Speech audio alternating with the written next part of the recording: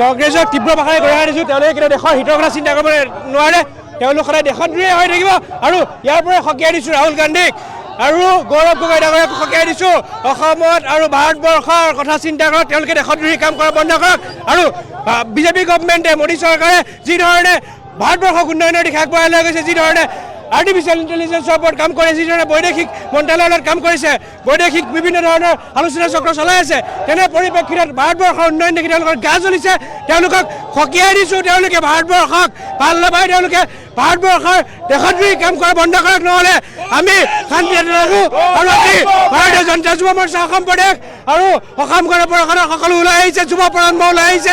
চাওক, যোৱাকালিৰ ঘটনাটো লজ্জাজনক, কাৰণ কিয় আমি জানিছিলোঁ আৰু কালি প্ৰমাণিত হ'ল যে ৰাহুল গান্ধী এটা আন্তঃৰাষ্ট্ৰীয় দালাল। তেওঁ ইমান দিনে যশ স্বৰাজৰ কথা মতে ডিপ ষ্টেটৰ টেকনিক বা তেওঁলোকৰ ষ্ট্ৰেটেজি মতে কাম কৰি আছিল। যোৱাকালি এখন আন্তঃৰাষ্ট্ৰীয় বৈঠক যোনখন প্ৰশাসনিকভাৱে বা ৰাষ্ট্ৰৰ সন্মানৰ লগত জড়িত হৈ আছিল, তেওঁলোকে সেই বৈঠকখনৰ অপ'জ কৰি পেলাই ৰাষ্ট্ৰ বিৰুদ্ধে কাম কৰিছে। আৰু মই ভাবোঁ যে কংগ্ৰেছ এনেকুৱা নিকৃষ্ট মানসিকতাক আমি ধিক্কাৰ প্ৰদান কৰিছোঁ আৰু কংগ্ৰেছৰ এনেকুৱা ঘটনা যোনাই যেতিয়া নহয় তাৰ কাৰণে আমি সকীয়াই দিছোঁ। আজি ৰাজীৱ ভৱনৰ ফোনত আমি তাৰ বিৰুদ্ধে আচৰণ কৰিছোঁ। তেওঁলোকে জানিব লাগিব 2004 চনৰ পৰা 2014 চনলৈকে ভাৰতবৰ্ষৰ যুৱ প্ৰজন্মৰ কাৰণে একো এটা নকৰিলে। আৰু তেনেস্থলতে বৰ্তমান আমাৰ অসমৰ ৰাজ্যিক সভাপতিগৰাকী পাকিস্তানী এজেণ্ট আমি জানো। গতিকে এই গোটেই আন্তঃৰাষ্ট্ৰীয় দালালবিলাক ইয়াতে কংগ্ৰেছ দলত লগ হৈছে, লগ হৈ ভাৰতৰ যি মানদণ্ড, ভাৰতৰ যি সন্মান আন্তঃৰাষ্ট্ৰীয় পৰ্যায়ত তেওঁলোকে লাঘৱ কৰাৰ কাৰণে চেষ্টা চলাই আছে।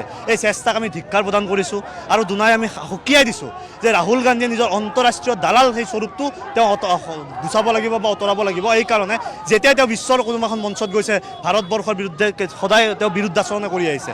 বিশ্ববাসীৰ সন্মুখত ভাৰতবৰ্ষক যি কংগ্ৰেছ দলে লজ্জান্বিত কৰিলে, তাৰ কাৰণে কংগ্ৰেছ দলক ধিক্কাৰ জনাইছোঁ। কংগ্ৰেছ দল কেতিয়াও নিবিচাৰে ভাৰতখন আগুৱাই যাওক, অসমখন আগুৱাই যাওক। তেওঁলোকে খালি মিয়াৰ তোষামতকাৰী দল কংগ্ৰেছ দল। তেওঁলোকে কেতিয়াও ভাৰতবৰ্ষৰ উন্নয়ন হোৱাটো নিবিচাৰে। তেওঁলোকে কংগ্ৰেছ দল পাকিস্তানীৰ এজেণ্ট নেকি?